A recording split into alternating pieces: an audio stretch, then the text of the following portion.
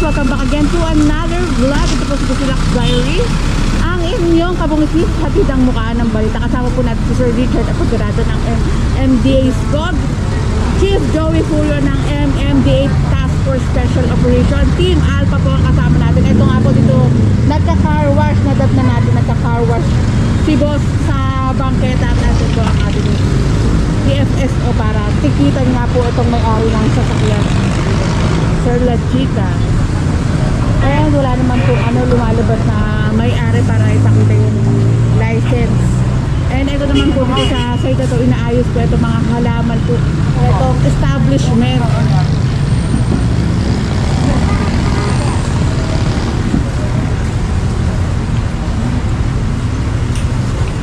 Lancer to no? Mitsubishi Lancer. Ayun, tinitignan po kung anong type na itong sasakyan na ito. Ay si boss.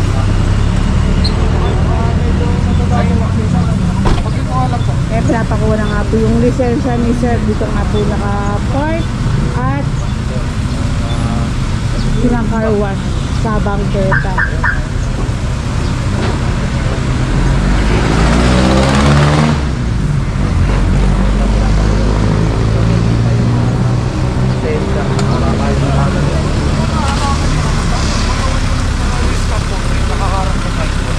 Mali pa kung may sidewalk permit kayo, pwede nyo gamitin ang bangketa sa construction.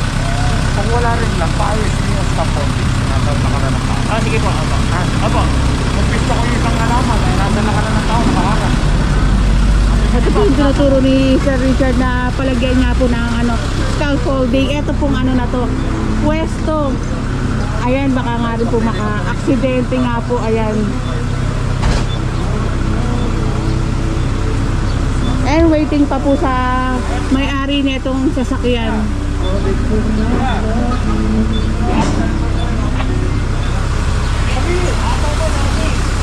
Pakikuha mo nga ako nung kasama yung signboard. Ayun mga kabugis, meron pa na no parking sign dito sa may poste. And ayun din sa may poste, kitang-kita no parking sign.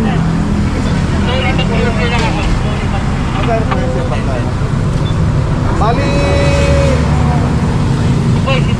2,000 kung wala yung lisensya. May discount na 1,000 pag may lisensya. Mas mababa kapag pinakita nga po ni Sir ang kanyang lisensya. Ito sa may Caltech.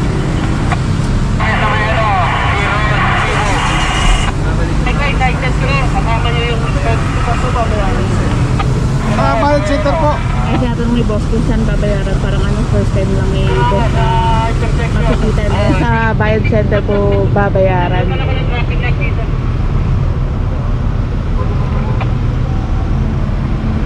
Pakita ko lang itong sign, no parking both sides, tow away zone.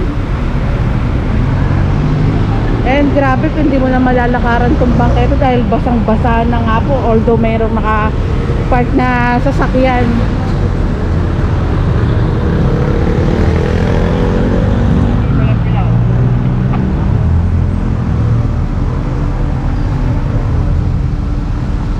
Excited na ito dati.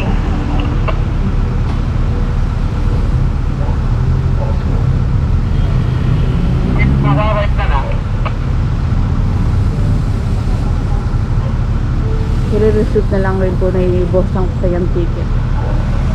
Ayan, salamat Sir La Chica. Anong yung 226? 226. Ano po ibig sabihin nun? Illegal parking attended. Wala Kasi nandito yung lisensya niyo. Opo.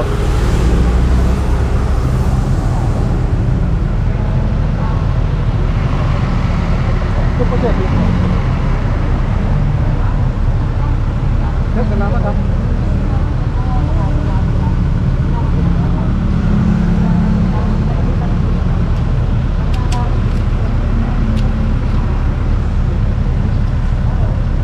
Ayun yung lisensya ni boss, na kay boss na nga po. Magbabalik ang Busilak. Continuation tayo, E. Rodriguez pa rin tayo mga kabungis. Ito nga pong barrier ng MMDA. Oops!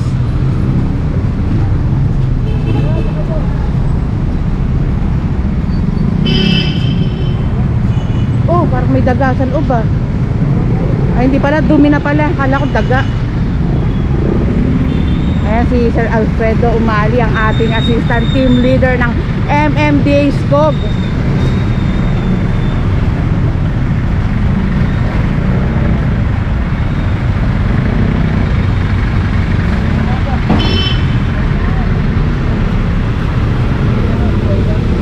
And eto, signage. Pero sira na mga kabungis etong ano, signage ng ano, Sogo.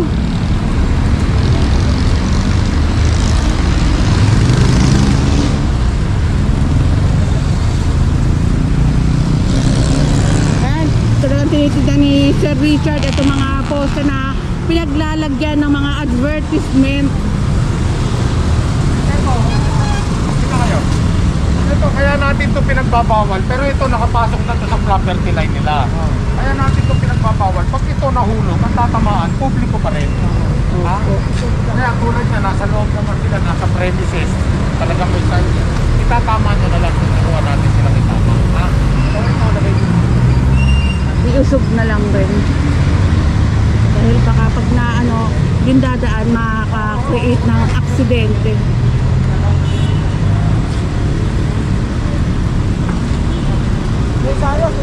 Naintindihan mo ba kung bakit mo pinausog? Delikado. Pero kasi bago itong mga ito. Oo, naintindihan ninyo. Bagamat nasa property line nila, kasi lang, pag nahulog yan, ang tatamaan yan, yung publiko. Kaya bawal pa rin yan. Tinatanggal natin. Lahat ng bagay na magdudulot ng panganib sa publiko, tatanggalin natin. Ha? Ayun. Para alam nyo, ha? Ayun.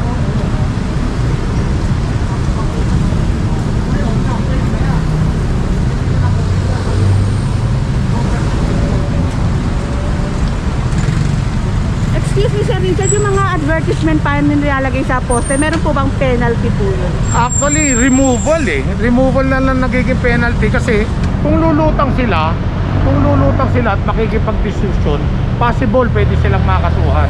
Kasi ma-identify na natin kung sino nagkakabit. Opo. Pero as long as hindi sila lumulutang, para nangyayari is itinatanggi na lang nila yan eh. Allegedly, sasabihin, hindi naman sila nagkabit. Di ba nagkabit? Saka So, usually gabi ginagawa, Sir. gabi kinakabit. Opo. Oo, kaya tayo naman magugulat na lang tayo, makikita mo nalinis na natin, meron na naman. Opo, nakakabit na So naman. tuloy lang tayo, tatanggalin hanggang sa lumutang sila. Yes. Pag lumutang sila, identify na natin sila ngayon kung sino nagbabiolate. Good morning. Kaya ako tinanggal yan kasi nandun ako sa lakaran ng tao. Oo nga po, bawal nga po. Bawal. Hindi, pasok ko lang doon. Ha? Hindi to. Kasi yan, magdudulot na ng panganib sa tao yan. Kaya yan, tinatanggal na natin. Hindi ko pwedeng ano po yan. Ha? Bawal ha. Salitang bawal. At saka pag publikong lugar. Pangatlo ha. Dahil sa guardia ikaw, hindi mo na to AOR. Ha? Baka magka-problema ka. Sige po. Parang sa naiinit eh. Ha? Ayaw mo matuto. Tinuturuan ka ng tama. Nag-cooperate kami oh. Di ba? Kanina namin. Kanina pa kami nag-cooperate. Lahat naman nalinis namin. Ha?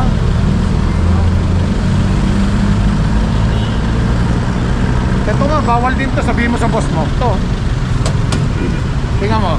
Ang Hindi titulo na nyo hanggang saan? Hanggang lang naman titulo nyo eh. Hanggang dito lang. Ito. Oh, ito.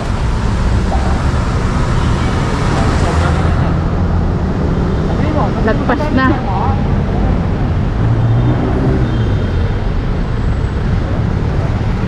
Dapat nakikita ng ano yan. Nag-i-issue ng mga signage permit. Pag nakita nila yan, dapat nag-i-inspection sila. Kapag nagkaano ba sir, in-inspection pa ba nila yan? Dapat. Pag nag-apply ka, magbibigay ka ng plano kung saan mo ilalagay. Then, pangalawa, i-inspection nila kung tama yung pinaglagyan. Pangatlo, sa kanila i-issuehan ng certificate. Tapos, syempre, dapat continuous ang monitoring nila. Kapag nakabit na po. O, pag nakabit na, pwede naman sila parang tayo, nag-ooperate kami. Pag may ayun, tingnan mo, hindi ba illegal signage yun? Nasa kuryente na? Oo, di ba? Hindi ba mag-focus ng danger sa publiko yan? Pwede magkaroon na sunog yan, no? Fire hazard. Yung pancake house. Yes, dapat nakikita yan ng mga ano. Ayan, tingnan mo, nakasobra na ta. Anything na nasa ibabaw ng kawat ng kuryente is bawal, di ba? Bawal. Ganun dapat. Ayan, tingnan mo effect sa publiko niya. Manager!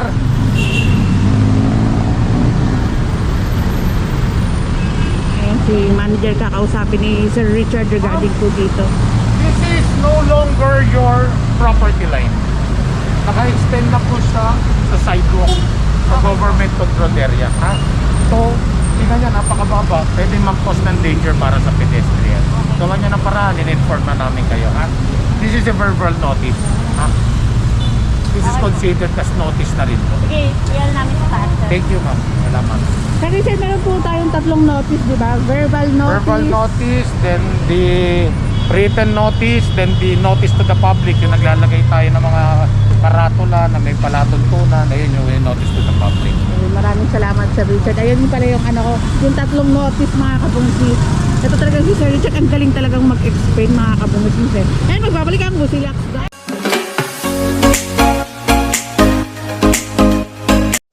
I don't wanna fall in love.